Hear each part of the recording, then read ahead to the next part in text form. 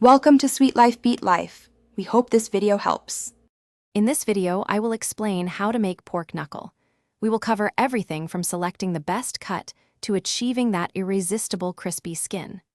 This guide will help you create a truly memorable meal, ensuring your pork knuckle is tender on the inside and wonderfully crunchy on the outside. Get ready to impress your family and friends with this classic dish, prepared to perfection. First, select a good quality pork knuckle, ideally weighing between 2 and 3 pounds. Thoroughly clean it and then score the skin deeply in a diamond pattern, being careful not to cut into the meat itself. This scoring helps the fat render and the skin crisp up beautifully. Next, brine your knuckle for a minimum of 12 hours in a solution of water, salt, and your favorite aromatics.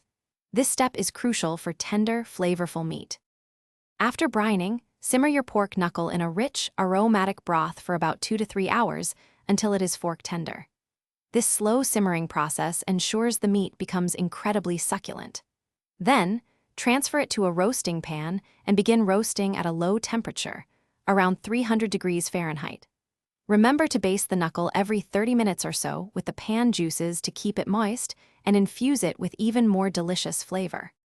To achieve that coveted crispy skin, increase your oven temperature to 400 degrees Fahrenheit for the final 30 to 45 minutes of cooking. Watch it closely until the skin turns a beautiful golden brown and becomes wonderfully crackling. Once done, remove the pork knuckle from the oven and let it rest for about 15 minutes. This resting period allows the juices to redistribute, ensuring a moist and tender result when you carve and serve this magnificent dish. Thanks for watching. Consider subscribing if we helped you.